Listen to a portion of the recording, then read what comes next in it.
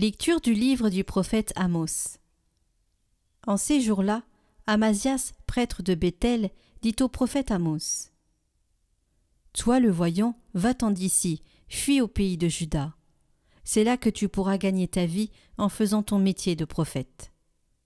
Mais ici, à Béthel, arrête de prophétiser, car c'est un sanctuaire royal, un temple du royaume. Amos répondit à Amazias : Je n'étais pas prophète ni fils de prophète, j'étais bouvier et je soignais les sycomores. Mais le Seigneur m'a saisi quand j'étais derrière le troupeau, et c'est lui qui m'a dit : Va, tu seras prophète pour mon peuple Israël.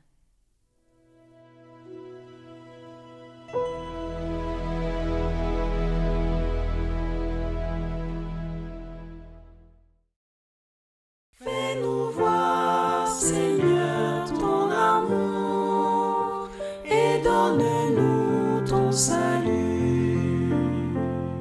J'écoute, que dira le Seigneur Dieu. Ce qu'il dit, c'est la paix pour son peuple et ses fidèles. Son salut est proche de ceux qui les craignent, et la gloire habitera notre terre. Amour et vérité se rencontrent, justice et paix s'embrassent. La vérité germera de la terre, et du ciel se penchera la justice. Le Seigneur donnera ses bienfaits, et notre terre donnera son fruit. La justice marchera devant lui, et ses pas traceront le chemin. Fais-nous voir, Seigneur, ton amour, et donne-nous ton salut.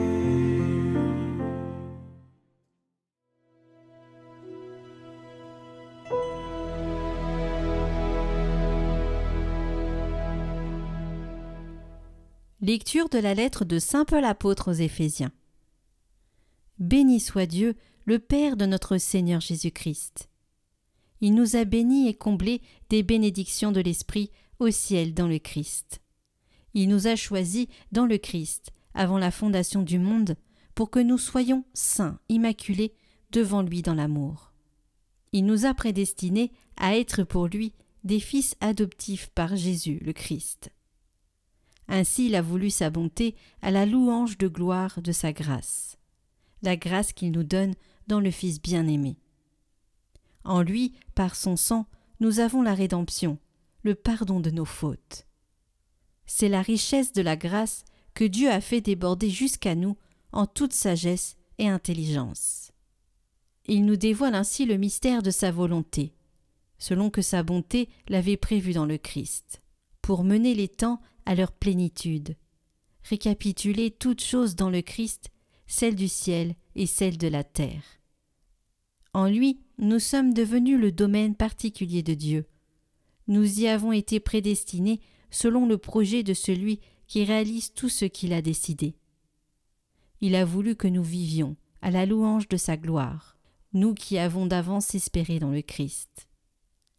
En lui, vous aussi, après avoir écouté la parole de vérité, l'évangile de votre salut, et après y avoir cru, vous avez reçu la marque de l'Esprit Saint.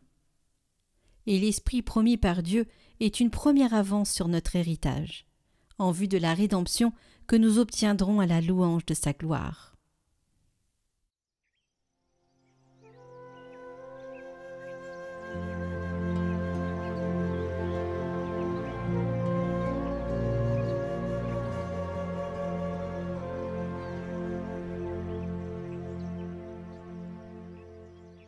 Évangile de Jésus-Christ selon saint Marc. En ce temps-là, Jésus appela les 12.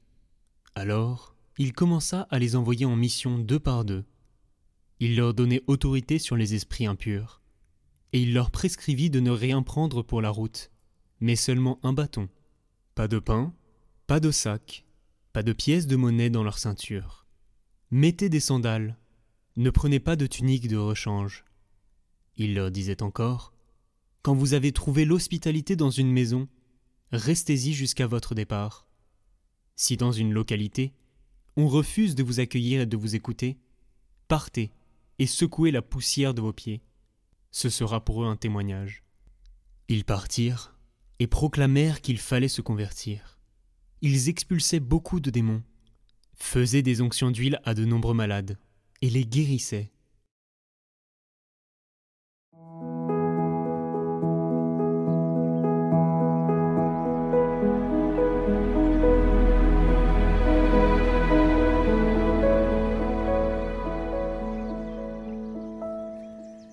Chers amis de Catoglade, nous sommes au 15e dimanche du temps ordinaire avec aujourd'hui la thématique de l'appel du prophète Amos, l'appel des 12 à partir en mission 2 par 2 et puis l'appel sur tout homme de Dieu de toute éternité. Qu'est-ce que dit saint Paul dans la deuxième lecture? Il nous a choisis avant la création du monde pour que nous soyons dans l'amour, saints et irréprochables sous son regard. Alors, ce qui veut dire que à quoi nous sommes appelés? On est appelés à l'union à Dieu et au témoignage. On est appelés à être avec lui saints, irréprochables sous son regard. C'est-à-dire que ce n'est pas nous qui avons aimé Dieu, mais c'est lui qui nous a aimés. Et de toute éternité, il veut qu'on soit devant lui, sous son regard irréprochable, qu'on soit dans cette communion d'amour avec lui. C'est-à-dire Dieu, c'est ça qui est très beau, hein, Dieu n'a pas attendu que nous l'aimions d'une manière particulière. Il ne fait pas dépendre son amour de notre amour dès avant la fondation du monde. Il nous a choisis pour qu'on soit saint, irréprochable sous son regard. Ce qui veut dire que toute mission doit être au service de cette communion avec le Père. Toute vocation. Voyez, le but, c'est l'union à Dieu. Si vous avez été appelé en tant que prêtre ou consacré ou marié, le but, c'est pas le mariage, le but, c'est pas la consécration, le but, c'est d'être avec Dieu. Et du coup, il n'y a pas d'absolu dans la vocation, au sens, le sommet d'une vie, c'est pas d'être ni marié, ni prêtre, ni consacré, le sommet, c'est d'être avec Dieu. Et du coup, ça met à l'aise un certain nombre de célibataires aussi. Voilà, le but, ce n'est pas la vocation, enfin, le but, c'est la vocation de Dieu sur nous, qui est d'être saint, irréprochable sous son regard, dans l'amour. Voilà, donc attention, ne faisons pas des choses pour Dieu sans Dieu, faisons l'œuvre de Dieu, faisons ce que Dieu nous demande pour être avec lui. La deuxième appel, c'est le témoignage. Jésus appelle les disciples pour être avec lui et aussi pour les envoyer prêcher 2 par 2. Alors, le témoignage, c'est ouvrir son cœur à l'autre sans peur, lui faire découvrir ce qui habite notre cœur. Vous voyez ce que vit Amos dans la première lecture, hein, il raconte, écoute, moi je te parle, j'étais pas prophète ni fils de prophète, j'étais bouvier et je soignais les sycomores, mais le Seigneur m'a saisi quand j'étais derrière le troupeau et c'est lui qui m'a dit « Va, tu seras prophète pour mon peuple Israël ». Voilà ce qu'il dit à Amasias, qui lui reproche d'être là et de parler. Il dit, mais en fait, c'est le Seigneur qui m'a saisi. Le témoin, c'est celui qui raconte comment Dieu l'a saisi. L'homme est un être qui naturellement témoigne, parce qu'on témoigne de ce qu'on aime. Et donc, l'évangélisation consiste à dire comment Dieu nous a cherchés. Les modalités du témoignage, elles sont simples, c'est 2 par 2. Pourquoi? Pour exercer la charité, pour vivre la complémentarité. Hein, souvent, les talents de l'un ne sont pas les talents de l'autre. Pour être aussi gardé. L'autre peut me dire ce qui fonctionne pas chez moi. Et bon, alors vous l'avez ce 2 par 2 dans le mariage chrétien. Normalement, ça sert à ça hein, quand on est marié. Si je ne suis pas marié, il faut que je trouve ce deuxième. Ça peut être une communauté, mais ça peut être aussi des personnes que je vois, que je distingue concrètement, à qui je donne le droit de me dire si je m'égare du chemin. Deuxième modalité, vous allez rien emporter pour le témoignage. Pourquoi? Parce que vous allez parler de la providence de Dieu. Si j'ai les mains pleines, comment je peux dire que Dieu remplit ma vie et s'occupe de moi?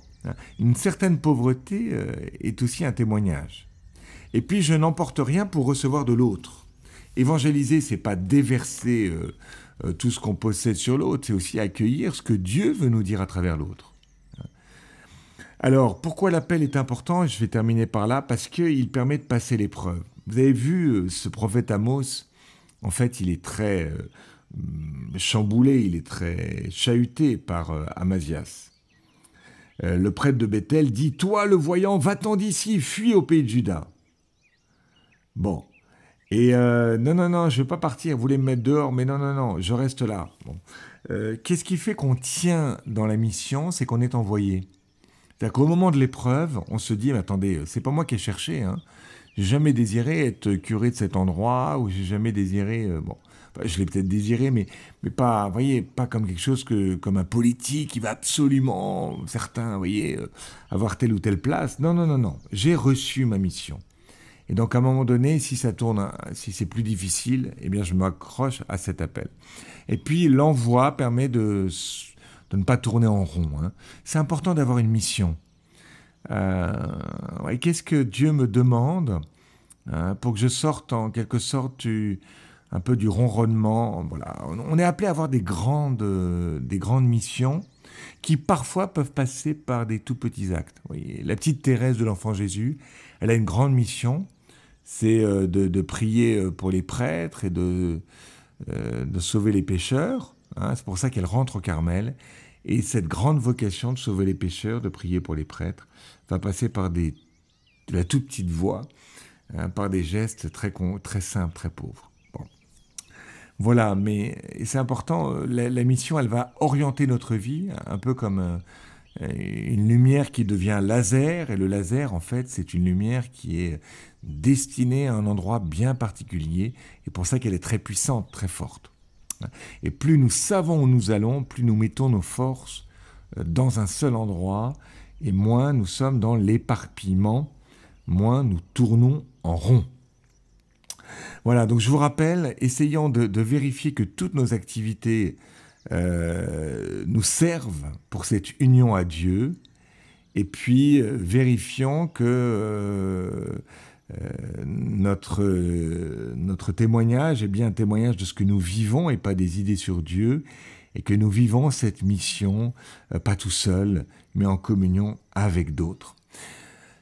Voilà, bon dimanche, bonne semaine, et à bientôt sur Catoglade. Prions pour toutes les intentions déposées en commentaire cette semaine. Notre Père, qui es aux cieux, que ton nom soit sanctifié, que ton règne vienne, que ta volonté soit faite sur la terre comme au ciel. Donne-nous aujourd'hui notre pain de ce jour. Pardonne-nous nos offenses, comme nous pardonnons aussi à ceux qui nous ont offensés. Et ne nous laisse pas entrer en tentation, mais délivre-nous du mal. Amen. Je vous salue Marie, pleine de grâce. Le Seigneur est avec vous. Vous êtes bénie entre toutes les femmes, et Jésus, le fruit de vos entrailles, est béni.